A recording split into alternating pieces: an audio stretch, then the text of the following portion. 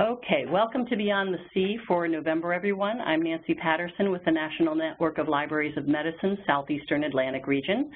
And today, we have a wonderful presentation based on a connection I've had with some work that I've done, and I got to see her in action and was very impressed. So the presentation is about a project from the Frederick County Public Libraries here in Maryland that involves teens and seniors working together to help seniors understand computer usage. And I really was excited about the project because we do a lot of outreach with health information, and even though what our presenter does doesn't involve health information, it's really a great model for any kind of organization to help seniors with any information you're trying to teach. So I hope it's helpful to everyone, and I hope it sparks some ideas. Our presenter is Liz Bowen. She's the Teen Services Librarian from the Frederick County Public Libraries. She is passionate about teen advocacy issues, equal access to libraries, and Star Trek. She began her career as a page and now has over 15 years of library experience, including grant writing and program development. She holds a Bachelor of Arts in English and Ancient and Medieval Studies from Hood College in 2008, and a Master's of Library and Information Science from the University of Maryland from 2012. She currently serves, as I said, as the Teen Services Librarian for the C. Burr Arts Public Library in Frederick County, Maryland, and it's a great little location in a historic town. She's lucky. And with that, Liz, I'm going to pass the controls to you. Great, thank you so much, Nancy. It is a wonderful town if you have not had a chance to visit Frederick, Maryland. Hopefully everyone can hear me. If you're having any issues, please do use the chat to contact Nancy or any other technical difficulties. So hopefully you're here today to learn about the Teens Teach Tech program that we have launched in Frederick County Public Libraries this past spring and have continued the program this fall. We're going to go over the program today, and our objective is going to be discussing how we launched the program, how you may be able to adapt the program for your library, or if you are a patron of a library and maybe you're not a librarian, how you can suggest your local library implement this program, and consider the evolution of teaching technology, how it's changed, and consider some variables for the future when you're planning out your program. I do like questions throughout the presentation. Feel free to use the chat box. And if we might, if we're running out of time, we might have to get to it toward the end. And you're welcome to email me those questions as well. So we're going to go ahead and get started and discuss the evolution and beginnings of the Teens Teach Tech program. So the origins. This program originated from when I was actually a teen volunteer. I'm originally from New Jersey, and I volunteered at the East Brunswick Public Library for about 7 years. And during that time, throughout high school and college, I was part of a program where we taught technology to seniors. The local senior center was attached to that public library, so it was very easy access for us to walk over there as teen volunteers and teach technology. So this was in the late 90s, and this chart here kind of shows a little bit just the change within the 90s, how computer-related usage and self-reported usage of computer technology at that time. As you can see, the biggest services, you have software, you have hardware, but of course the internet, as we all know, that was a huge increase, and a lot of our teachings for the seniors was learning how to navigate the internet, how to set up email addresses.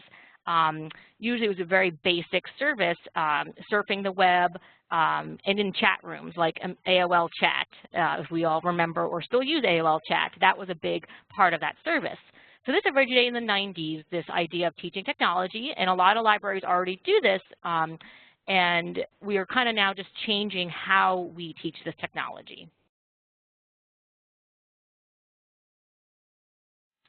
So right now, in our public libraries, we clearly see a digital age divide when it comes to ownership of devices and services and needing to learn or wanting to learn and maybe being a little afraid to learn on these devices. So our teen population is glued to their smartphone, from what I've observed. A huge teens and young adults in their 20s use smartphones, tablets, are very tech savvy and have grown up with these devices in their hands. And our aging population, what I've noticed, is still learning and is interested in learning how to use on smartphones, on tablets, as well as going from a computer to maybe changing over to a laptop or a tablet. A lot of interest in e-reader devices and changing over to these type of devices. So in your libraries, I'm sure you've probably seen very similar requests. And if you have other requests that you've been seeing in your library, feel free to pop that into the chat. Some particular devices or technologies you're seeing an interest in the aging population that maybe your teens could help teach and take some of that burden off of staff time, since we are very limited in our time as always and could use all the help we can get. WeFit is a big hit. Yes, we have a Wii on our floor at the library. In our teen center, we put our Wii out there. And even using the Wii in gaming devices is another technology, learning the devices and playing together and learning by doing. We see that quite a bit as well. So a quick poll kind of to wake us up. It's lunchtime. Some of us are probably eating over our keyboards right now. Thinking of technology and how it's impacted your life, what would you think is the most positive effect, thinking positive effect of technology on your life, whether it be communication with others through email, through Skype, through access to medicine or the medicine in general, education, work, entertainment, transportation. Which area would you think technology has benefited you the most? If you want to go ahead and warm up your hands and type into the chat. We'll take just a couple seconds for that.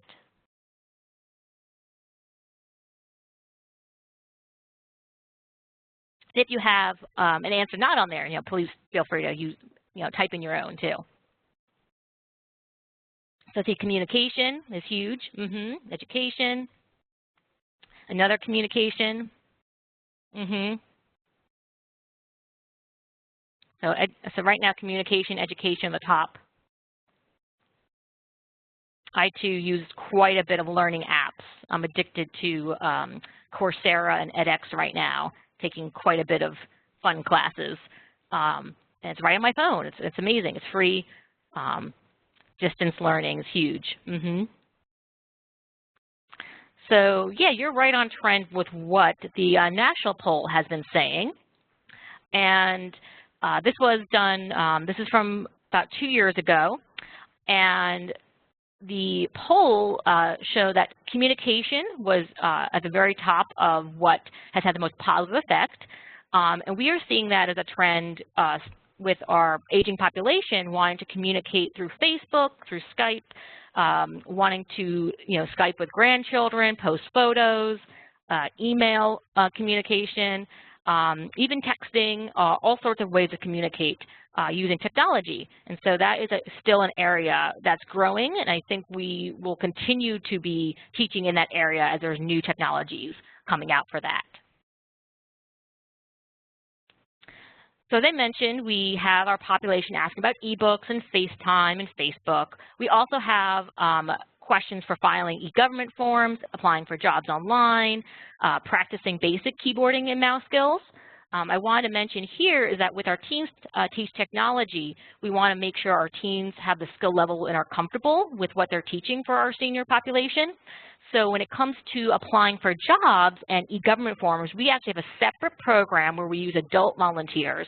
It's called Job Seekers, and our adult volunteers help our population apply for jobs and file forms. So we have separated those programs out, and that's something for you to consider when creating a similar program. Is what are things that are appropriate for our teen population volunteers, and maybe where you can fill in with other volunteers. Still fill that technology need, but who is going to be teaching it is important. So we took that out of our Teens Teach Tech program and have a separate program for that. Are there other aging population questions that you, if you are a public librarian or work with the public, what kind of questions have you received in relation to technology, the how do I kind of questions? Anything else not addressed on here?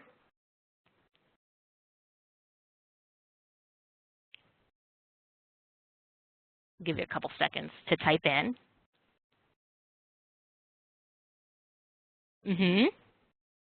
Online security, scanning, flash drives, printing, downloading, attachments.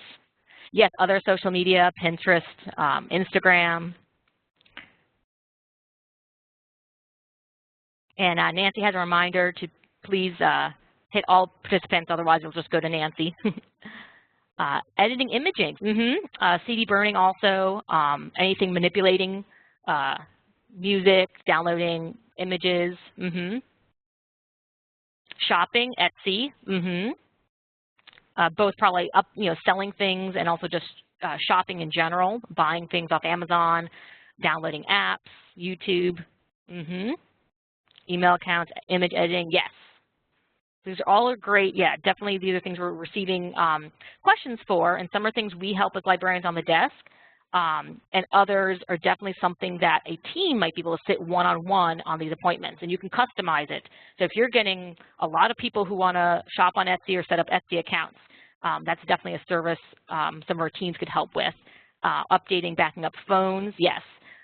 Getting images off phones, I get a lot of requests of, and also iTunes and downloading songs. We have FreeGoal app for free songs, so we get a lot of questions for that. Scanning. We just got our first scanner at our library, so we're going to start to get more questions for scanning and faxing. It's been a long time needing to get one, but definitely faxing, scanning, copier machine. And we were thinking of these questions as we go on this presentation. You're going to think of categories of what are things teams can help with, what are things that are still reserved with librarians who have expertise, and where's maybe a little bit of a crossover.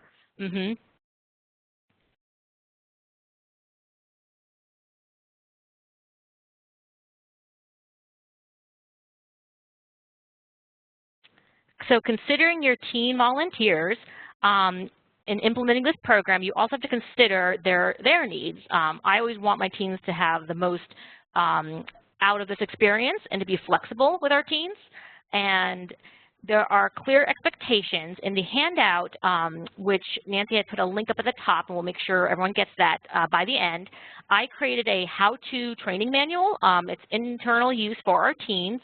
And really, you can make your own and use that to customize your training for the teams, kind of use it as a little manual. And there's so much out there already on government websites, education websites, other libraries. You'll see a lot of these pages I took from other libraries of your how-tos. So it's a basic, how to set up an email, how to set up a Facebook, Skype. You can add in Instagram, a one-page, very clear how to get started on pretty much any kind of topic that you think your teams would be able to help you with. And that's what I use in my training. So my expectations are, here's your manual.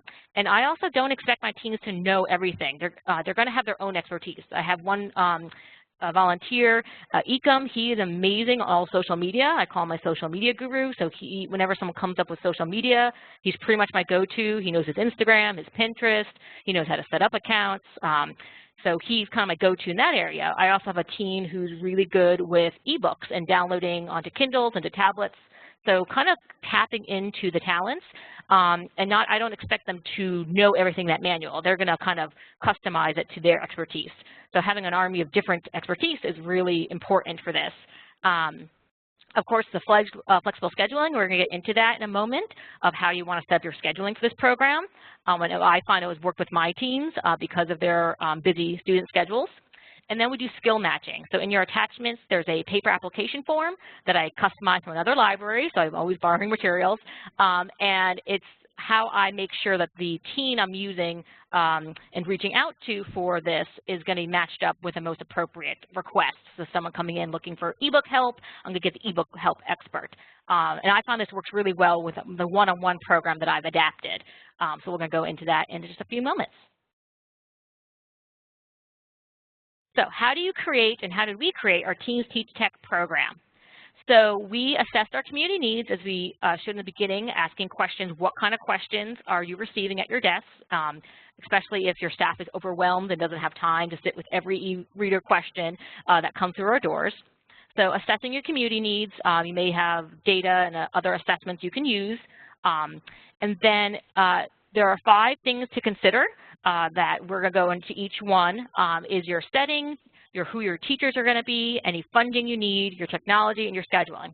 It's a lot to consider, but it's important to kind of do this backward before you launch your program, and then it could be changed as needed, because we did change our setting. We have our program both classroom and one-on-one.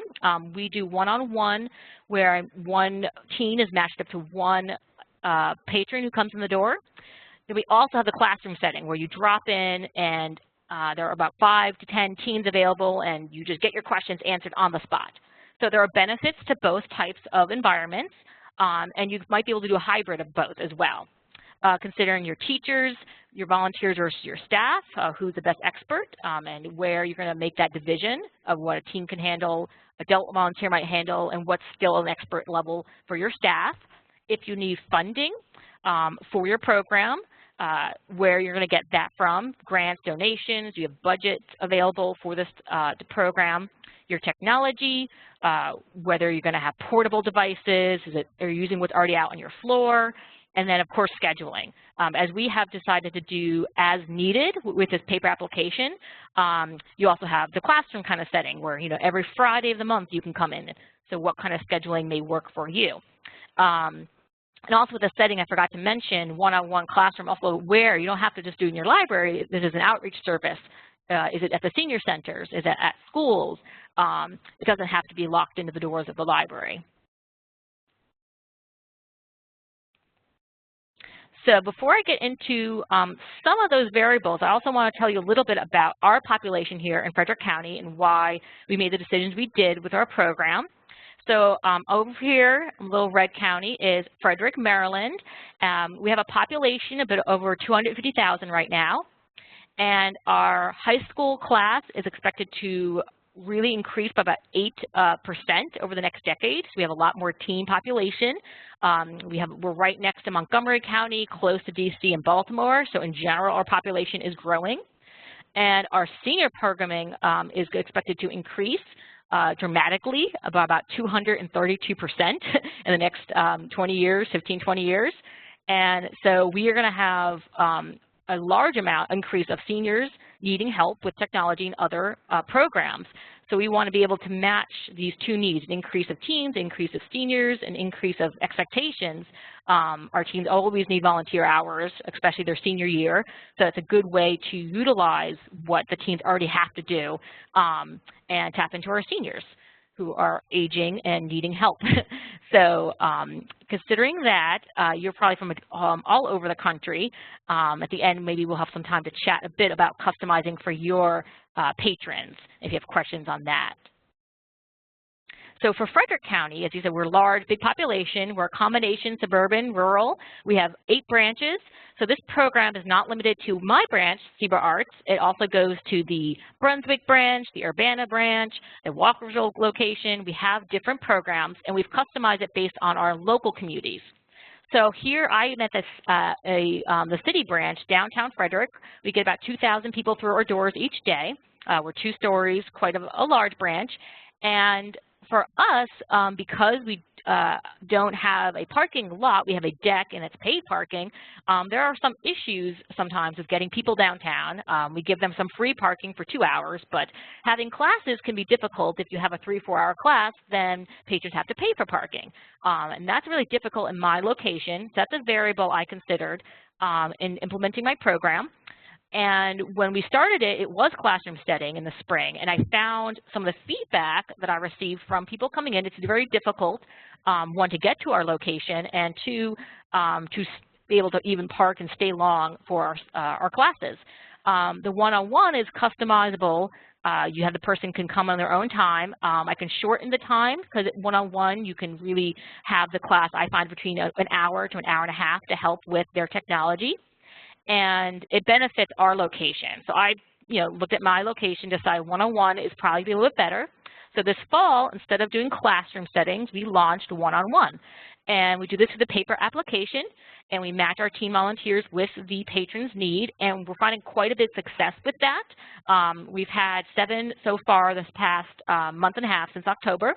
So it's averaging about 1 a week for our one-on-one sessions, and the feedback I've gotten from the teens and the seniors has been positive, with one learning that I will share in a moment because there's going to be some failures and setbacks along the way as well. Another variable you're going to consider in the program, as we did, is your volunteers versus staff.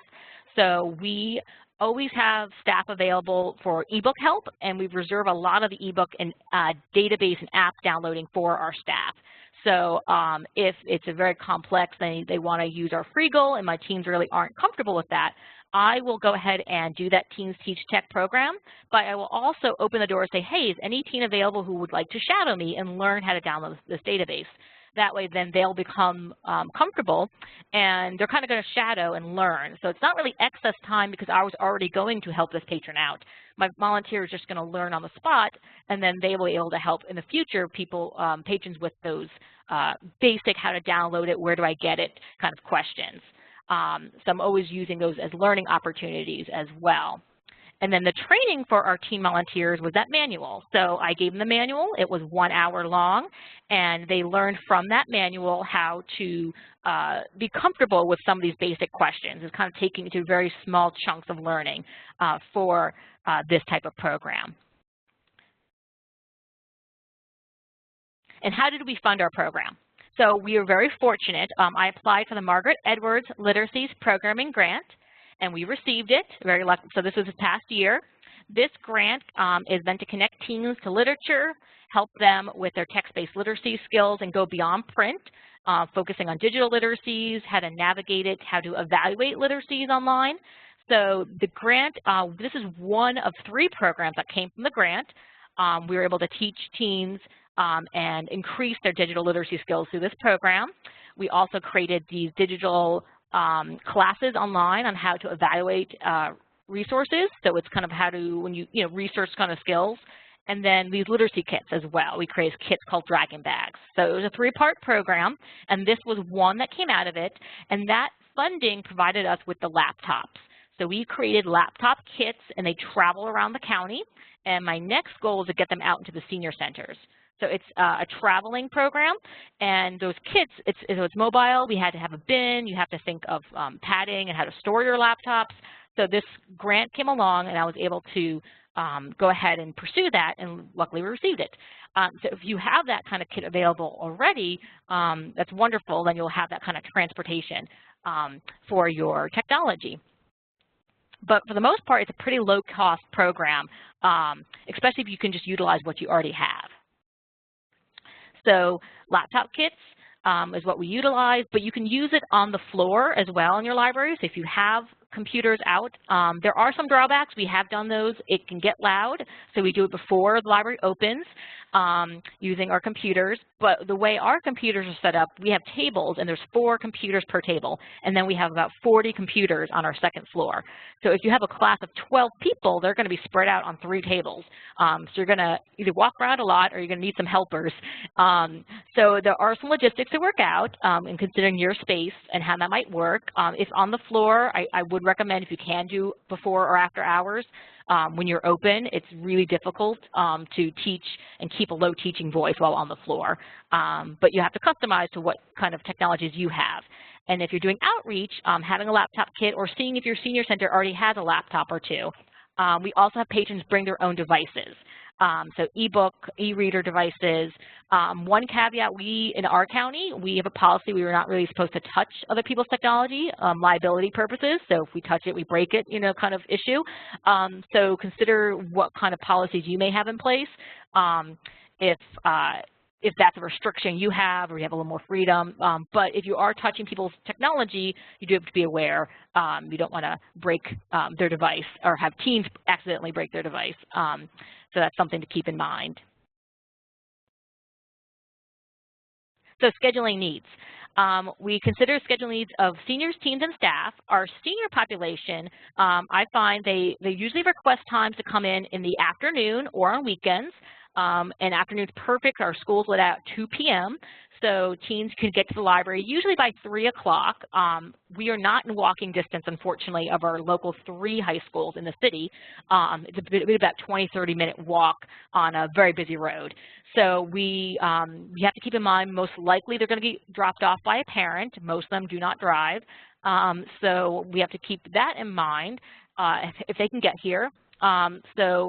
That's a scheduling considerable, or if you have a bus route in your area that can bring the teens over. And then, of course, staffing time. So I'm the coordinator. I spend maybe an hour a week with these applications and touching base with my teen volunteers. But the initial setup took quite a bit more. So that took me probably about 10 to 20 hours for this grant setup, for reporting, and for training the volunteers. So you have to consider those variables if you are approaching your administration or your supervisor to launch a program like this, of how much staff time it's going to take to set it up for training, and then when these programs will take place. I also reserve private study rooms for these one-on-one sessions. We have an online software for that. So it doesn't take long, but it's still another scheduling need to consider, space scheduling, what's going to be available for these programs. So how we put this all together, we had the community assessment in the beginning. I designed the program considering our local variables. We did apply for funding, but if we did not get the funding for these laptop kits, we would have still gone forward with this project. So I think that's important. If you cannot find funding, what do you have on hand? So instead of using these laptop kits, most likely we would have borrowed, our children's department does have some kits available for story times. I would have probably borrowed theirs when they weren't using it, if we could, which makes it a little tricky, with transportation and borrowing, or we could have used on the floor before and after the library's open as another possibility. For us, volunteer recruitment, I'm not sure about your libraries, but I have a huge amount of volunteers, especially their senior year when they need get these hours in, 60 to 80 hours for Honor Society, or their local private school has separate requirements. So I do have quite a bit of volunteers. Laptop kits, hotspot options without internet. So we do have hotspot options, not for our pages, we have it for our outreach kits. So these hotspots can be taken like to a senior center or to another location to provide hotspot wireless. So we do have it for our outreach, but patrons do not check out the hotspot itself. But that's something for you to consider if it's a need in your area for checking out hotspots. I'm sure some libraries probably, we don't loan as much technology out, I know, as other libraries do. We used to loan out e-reader devices. We do not any longer, but many libraries still do. So if you have questions on that, I can certainly dig and see if hotspots or something other libraries loan out and how they do that. But yeah, that's something to definitely include in a kit possibly and think for funding for that. It's a good question. Yeah, so the kits have those information, and then the volunteers use them. And to go back to the recruitment a little bit, we get those through going to the schools and emailing out the teachers, asking if National Honor Societies and high schools often have clubs who meet and need volunteer hours. So I have about 50 volunteers right now, but in the program for Teens Teach Tech, I only have about 10 of that 50 who volunteer at the library, who have the tech skills. So not all of them are going to volunteer in this program. We have application forms both for the volunteers for signing up. You have to be 14 years old. It's an online form that we use. And then we have a paper form for this program. It's actually not online yet. I find a lot of people who need to use the form obviously are having technology questions, and accessing on the computer may be an issue. So we use paper forms for the application process. And I allow for 1 week turnaround. It's in big print. Please allow me 1 week, because if the form comes in on a Monday and I'm not in until Thursday, I'm not even going to see it then. So definitely allowing yourself whatever time you need for this matchmaking kind of service. We advertise on our website in Bookmarks. Bookmarks is our 3-month quarterly newsletter that we send out, and we have paper flyers as well. And I contact our local community senior centers and let them know our program. And it's sort of still kind of launching. I'm getting more and more centers calling, so it's slow launch. It's kind of still catching on. And as I mentioned, we both do the one-on-ones and the classrooms. So we're advertising multiple programs. And then, of course, evaluation is important. How's it going? We shifted our program at our branch from classroom to one-on-one based on the feedback I received from patrons. You can create paper surveys. I find I just talk to my teens. It's how I evaluate it. Talk to them, ask how did it go? Did it match their skill level? Did they feel comfortable? So far of all our sessions, I had one that I learned right away I needed to tweak our form because she was matched with someone who wanted to learn Excel, and basics of Excel is what the application. So basics, oh yeah, I know how to do the basics. So you know, teen matched up with that older patron who came in, and they really were already a pretty good expert on Excel. They wanted far, far advanced than what my teen was comfortable with, and even with, to my honest, what I as a staff member would be comfortable teaching. So we learned from that it wasn't very clear in the form what level of skill. So you could customize your form to say, you know, basic, check mark, mediate, you know, intermediate, advanced. You can tweak your form learning along, saying, oh, well, this didn't go quite well. How can we prevent this for the future? And just take it as a learning experience, which we have. And so that has worked. And then we can refer that patron, which we did to Linda, is our online learning that we subscribe to. And there's quite a bit of courses you can learn Excel and excel in that. So we can always refer them to other learning opportunities beyond the Teens Teach Tech program. We're about the halfway mark, so it's going to take about 15 more minutes for me to wrap up and answer questions. So I want to talk a little bit about the feedback that we've gotten so far from our teens. So this is a couple quotes from them. So Jade, one of our younger teen volunteers, really, she's been excelling at teaching, especially laptops and tablets for our aging population. And she showed someone like where the ports were, how to do the emails, how to download apps, and it was like perfect for her skill level, as she said. And our other volunteer, Ecom, who is my social media app expert, he's wonderful. He loves that it's beyond just teaching his skills. He loves to communicate with the aging population. And I got to watch a lady communicate with him and talk stories about her grandchildren and the importance of why she wanted to download these apps. It, you know, creates the story in the community. So it goes beyond the teaching, and you really, with the one-on-one, the teens get to know our senior population. I think they also appreciate talking to the youth and sharing their stories with them. And this could also evolve a little bit. We do oral history initiative here in Frederick County that we recently started, and so it's possible from this type of project you may launch another project, you know, collecting stories from your community. So you kind of can take this as an opportunity to be like, hey, maybe we can launch another program and get these stories collected. So from one program you can launch to another using the Teens Teach Tech.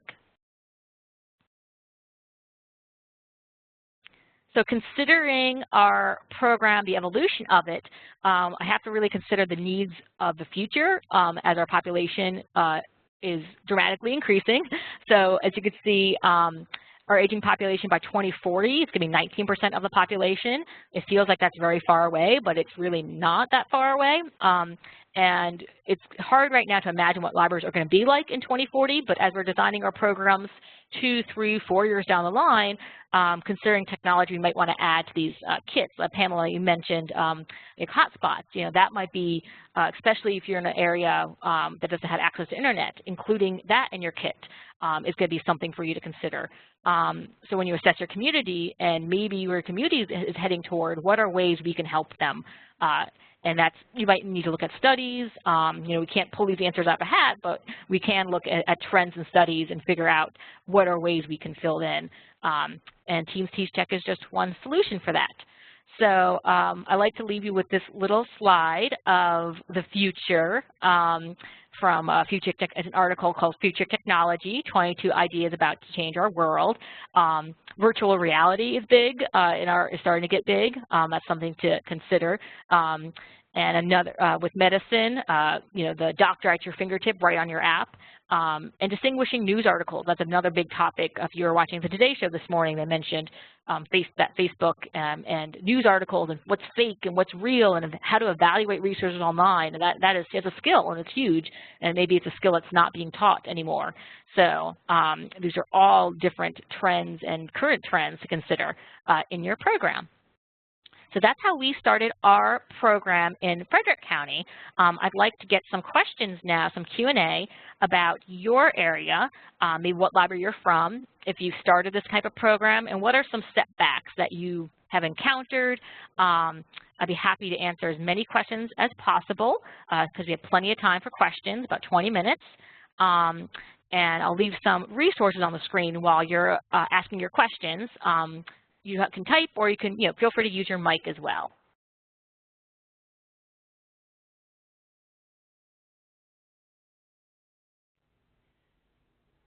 Thank you, Liz. While people are thinking, I'd be curious for a warm, fuzzy story of one of the best personal experiences with something that a senior discovered.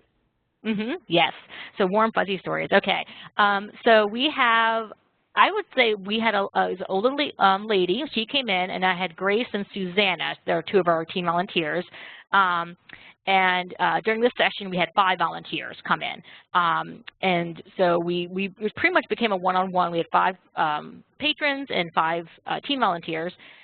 So paired 2 of them up, and she wanted to download letters, her emails, communication with her grandchildren. And I mean, I'm not sure how warm and fuzzy it is, but for me, the excitement for her to be able to communicate in a technology like that where she can download photos and download attachments and see, from a long distance, the photos of her grandchildren.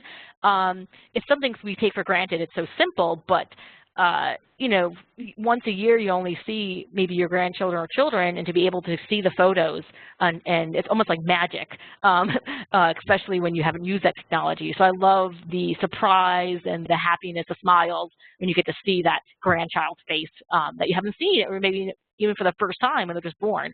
So I love that, and I love that teams can help, bring those types of situations, those types of moments to life. I think that's very warm and fuzzy. Is that warm and fuzzy enough? Oh, that's very warm and fuzzy. And you have other questions in the chat box. I do. So let's get a few in. Team volunteers who typically help you. So I have my teen advisory board is my most active volunteer group. So there's 20 in that group, and of them, 10 are a part of the Teens Teach Tech program. So there are 10 volunteers for my branch. Other branches have other groups of teens that volunteer. And of those 10, to be honest, about 5 are the ones I rely on the most. I email all 10 of them, but there are about 5 who are the ones who come through the most often, who have availability, school gets in the way. So that's how many for my program, I'm utilizing. So I'm not sure that seems like a little or too, a lot, but yeah, about 5 is my core group of them. A contract for responsibility for showing up, free lunch. I do give them food at our teen advisory board. We have an agreement with Papa John's Pizza to give us free food, which is lovely. It took a while to get that. And contract for responsibility for showing up. We are volunteer. They have the volunteer form. We do not. There are ways you can do a contract and have them sign. We do Sign Up Genius. So if you've never signed up, I'll put it in the chat. Sign Up Genius is our way for signing up for slots. Sign Up Genius, I believe it's a .com. And then if they cannot come, they can cancel their slot, and it'll email me right away. And on that Sign Up Genius, I have a contract. It's my rules at the top, and I make things as teen-friendly as possible. And so I tell them, make sure, number 1, let your parent know of your commitment, because it's amazing that they're volunteer. They should be proud, and let their parent or guardian know that they're doing this. That's number 1, because otherwise they're probably not getting transportation. And that's a big issue I get with teens who just didn't tell their parents they're supposed to be here. Number 2, make sure you have enough time to do your studies and that you can, and your school. So it's great you want to volunteer. I get a lot of enthusiastic teens, but sometimes they raise their hand for everything when it's the exam week, and they're probably not going to be able to come. So number 2, check your exam schedule in sports, and then if you got those check marked, then you may sign up. So I kind of do that list, and I think that helps them kind of think through before they sign up. And I have not had an issue yet of teens not showing up. I know it's kind of for the one-on-ones. For the classrooms I should say. And luckily with the classroom setting, we're supposed to have 5 volunteers and only 3 show up. Well, I still have 3 and that we can continue. So that helps, and you have a lot of teens for the classroom setting. If one were not to make it for a one-on-one, I'd probably have a staff backup. Like I would be the backup or have a staff member step in. I really would hate that, senior who's traveled pretty far to come in and not get what they're looking for. So having a backup may be an option as well. How do I assess their technology skills? So during our training is the best way I've assessed it. I meet with them, I go around, ask them what are their technologies that they like to use. We go over the manual with them. I don't have them do any kind of like test, I guess you could say, like where they complete it and check mark that they're skilled enough for it, which is something you can do. There are a lot of those kind of quizzes. So I kind of base it upon their honesty, but also what I witnessed them doing during the classroom setting. So, I see what they're doing. I'm able to see how they're doing with their seniors. But that's something, it's hard to assess. For assessment afterwards, evaluations would be easier. But during the process of recruitment, to assess their level of skills is kind of difficult. So if you have suggestions, I definitely would like for that. How to evaluate what they can do and they say they do. Manual use. So same question that Misty you had, Doris has as well. Evaluate the teams, make sure they really can do what they say they do. That could be being with them when they're doing, especially in the beginning. I found doing the classroom setting actually in the beginning helped because I got to see them in action to see what they say they can do and help teach where there's gaps. And there could be evaluations we can use online to help with that. It is difficult, but I would say being with them, especially, I would not leave them alone the first time. I would sit with them, watch them, see where their skill levels are at. And I do advertise this program as a basics. So I do try to make sure if the person coming for help needs more than what I think the teens could handle, then pair them up with a staff member or adult maybe instead. So hopefully that helps. We'll have to think a little bit more on that. And we have another question for high turnover rate for your teens to graduation or changing the schedule. So I do have, luckily, the ones who are graduating want to stay on. I feel really happy about that. So they want to create a college advisory board, a CAB, they want to call it. So I'm hoping as they're graduating, they express that they want to continue. I don't know with going to college how that's really going to pan out. But we do have some turnover rate. And since we're so new with the program, I haven't really experienced it yet. We've only launched it for about a year, and most of my teams were 15, 16, so they're still in the program. But if they were willing to continue, and they'll still be 19, they'll still be teens, hopefully they can continue with that. But if you are experiencing high turnover because of changes in schedules, I have a large group, a large net I find is what is helping me. So even with 20 teens, it's 5 of them, 6 of them drop out. I still have a pretty good amount of teens to continue, but it does create, more training time is definitely what impacts it the most. Okay, I'm going to scroll down, take a moment to read up because there's a lot of questions. Let's see. Okay, the no-shows. I've had the no-shows with our group class before. And I always take it as when I contact the team, if they don't show up for a shift, I want to make sure they're okay. So making sure, like, especially if they're walking here. So I call them. I always call or email directly after if they don't show. Be like, hey, Grace, you're supposed to be here at 3. Are you okay? And normally I get back, I'm so sorry, I forgot, or, I was busy. Then I'll take an opportunity to explain the contract when they sign up on Sign Up Genius, what their expectations are. And I do have like a little bit of a warning system. If I have to do that multiple times, I have let go a volunteer. I've wonderful, but it's just not the right time. I take it as hey, it sounds like this is a really busy semester for you. I love your enthusiasm. I think at this time, let's take a break. But in the spring, maybe when your schedule is a little more free, I'd love to have you on the team again. And I don't close the door unless it's like a really bad behavioral issues we need to address.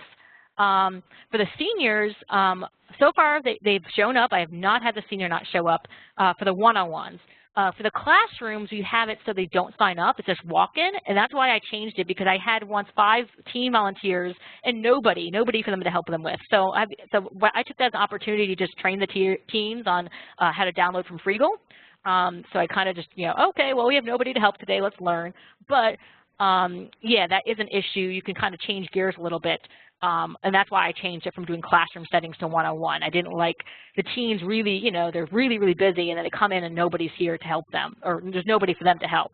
So that was why I changed it around. Odd question, how do you get Papa John's to donate pizza? Luckily, my teen, one of my teens on the group, she works there, so she just asked her manager, and the manager said, sure, I can donate up to 10 pizzas per meeting a month. Which I said, wow, we don't need, well, we could take 10 and the teens would eat them all, but I just asked for 4, and that's plenty for them as well, 1 to 2 slices each. But we went through 2 other pizzas before Papa John's, Misha. We had a local place called Toppings, and they had a manager turnover, and the new manager had no interest in donating to us. Then we tried another local pizza place, no response.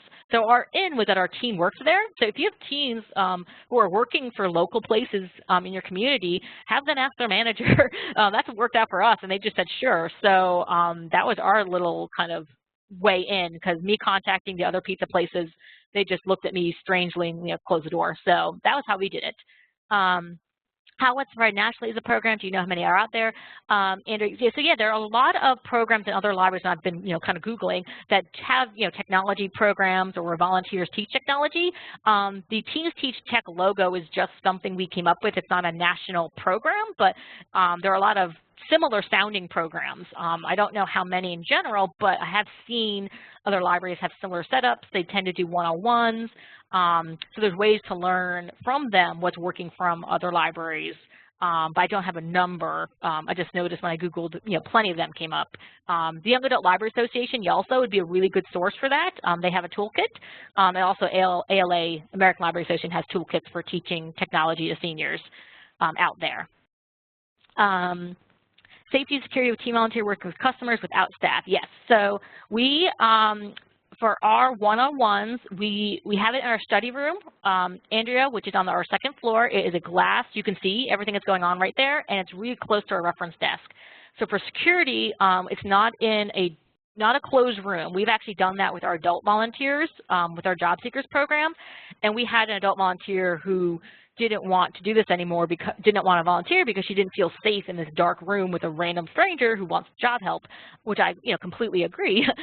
So we have it in a space, even though it's removed, it's still visible and it's close by, and we can monitor. We have staff on the desk that can see this area. So I would recommend, if you have an area like that, or maybe you need to have it on the floor for staff for safety concerns, all the classes I was in the room for, so even though that wasn't a separate space in our library, I was always there for that. So, and I did actually have to at one point, there was a guy just hanging out the door and just say, hey, do you need help with technology today? And he said no. And I said, oh, well, this is for, a technology class, and just kind of gently nudge him away because, yeah, that's important, the staff safety and volunteer safety. So I have a couple more questions. Let's see. Chatting with local branch librarians, wonderful program, so many levels. Great, Andrea. Yeah, there's a lot of ways to implement. And as I mentioned, we have 8 branches, and some are very small, and some are like ours are larger. And so we've customized it per branch. Our itty bitty Middletown and Walkersville, it's the size of like my teen area. It's so tiny. Even though they were such a small branch and only have like 2 computers, they still do this program. So if you're a tiny branch, large branch, it can be customized to the branches. That's kind of what I like, is that while I do have this model, I want to make sure you can customize it, and it's not a set in stone. You have to have so many computers, so many volunteers, because we really can't work like that. We have to customize to our local population. And Jarrett has shared with me a cool article, yes. I'd love to, I'll click on that for, let's see, updated article on science focused on future tech. As you can tell, well, I mentioned in the beginning, or Nancy mentioned in the beginning, I'm a Trekkie, Star Trek, so technology is sort of in my blood, I guess you could say, and love the advances that we're making. Who knows, in the future we'll be teaching how to make, holodecks and how to, we're already teaching gaming. That would be the virtual reality. I can see that potentially happening in our libraries. So lots of future trends.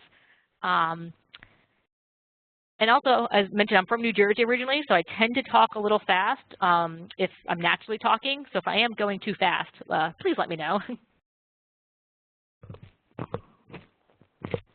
Any other questions?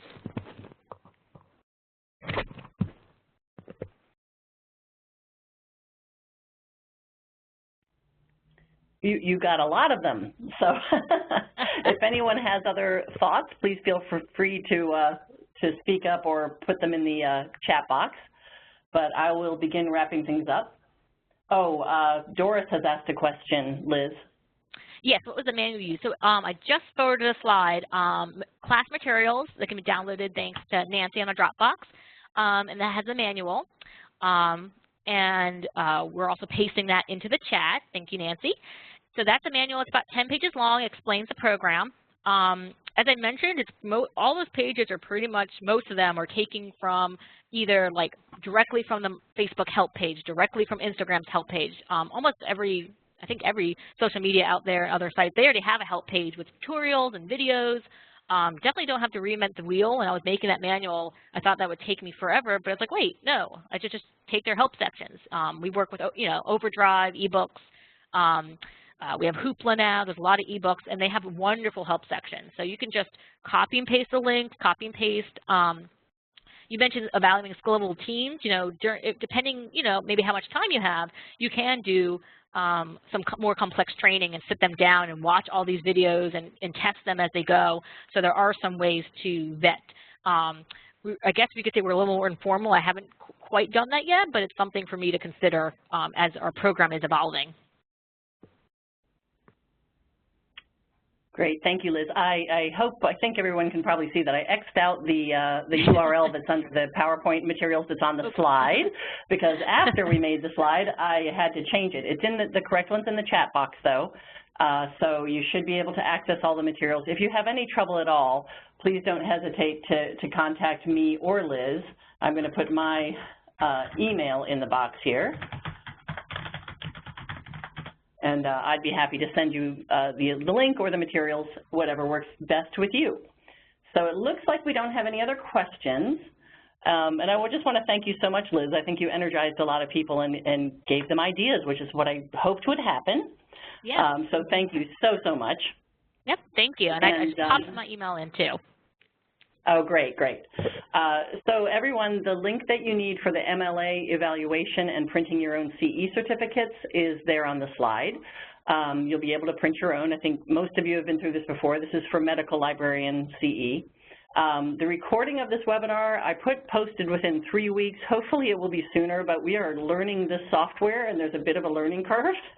Plus with the holiday next week, I'm afraid it might be up to 3 weeks, but hopefully it'll be much sooner. And again, don't hesitate to contact Liz or I with any questions. Next month's Beyond the Sea on December 14th, it's always a Wednesday and always at noon, is a really wonderful presentation too, and this is on one of my favorite projects in Baltimore. It's a virtual supermarket program called Baltimarket, and it's a grocery delivery solution for food desert neighborhoods. And it's been a great success and a huge learning curve for them as they started out with original partners that didn't quite work out. And anyway, they figured it all out, revised, and it's really just been an amazing project. So I hope you'll tune in for that. That said, I just want to thank you again, Liz, and wish you all well. Happy Thanksgiving next week, and we hope to see you next month. Take care, everyone. Bye-bye. Yep, thank you so much. And feel free to email me if you have particular questions. I'm addicted to email, so I'll answer right away. She does. I can verify this. Thank you, Liz. Thank you, everyone. Bye-bye.